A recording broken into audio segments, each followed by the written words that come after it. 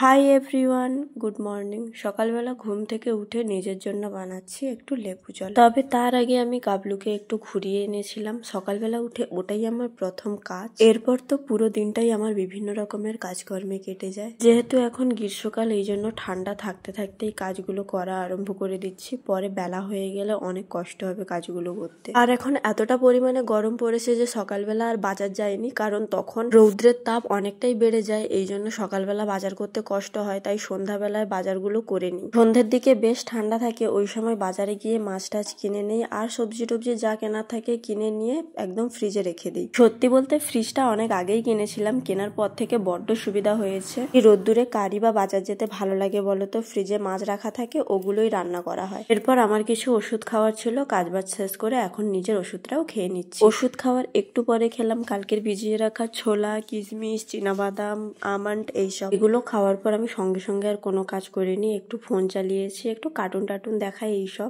এরপর ব্রেকফাস্টে বানিয়েছি ভেজ চাউমিন। যেহেতু আমি এখনো ডিম খাই না, এই জন্য চাউমিনে ডিমটা দেইনি। তবে ডিম ছাড়া যে চাউমিনটা খেতে খারাপ হয়েছে তা নয়, বেশ ভালোই হয়েছে। খাওয়া দাওয়া শেষ করে এরপর চলে এসেছি রান্নার কাজে। আর আজকে আমি রান্না করছি উনুনে। সবসময় গ্যাসে রান্না করা হয় না, মাঝে মধ্যে উনুনে রান্না করা হয়। আসলে সবটা শিখে রাখাই ভালো। এরপর স্নান টান করে আমি এখন বসে গেছি খেতে। এই গরমে দু রকমের মাছ শাক রান্না করা হয়েছে, তবে যেটা রান্না করা হয়নি সেটা হলো চাটনি। যেহেতু চাটনিটা করা হয়নি, এই জন্য আমি করেছিলাম আম মাখা, কারণ খাওয়া দাওয়ার পরে আমার টকটক কিছু খেতে বড্ড ক্রেভিং হচ্ছিল। আর এই গরমের দিনে টক খেতে কম বেশি সবাই পছন্দ করে। সন্ধেবেলা গিয়েছিলাম বাজারে, আর বাজার থেকে আজ কিনে এনেছি ফ্রাইড মোমো। এগুলো যে শুধু আমি একা খাবো তা নয়, এখানে কিন্তু গাবলুও ভাগ বসাবে। আর মোমোর সাথে দেওয়া হয়েছে স্যুপ। আগে যখন স্যুপ দিত তখন একদম পাতলা ছিল, এখন দেখছি বেশ ঘন করে দিয়েছে। তবে আমার মনে হয় ফ্রাইড মোমোর থেকে স্টিম মোমোটা বেশি টেস্টি। যাই হোক, তোমাদের কি মতামত আমাকে জানিও। চলো, এখনকার মতো আমি ভিডিওটা এখানেই এন্ড করছি। তোমরা সবাই ভালো থেকো।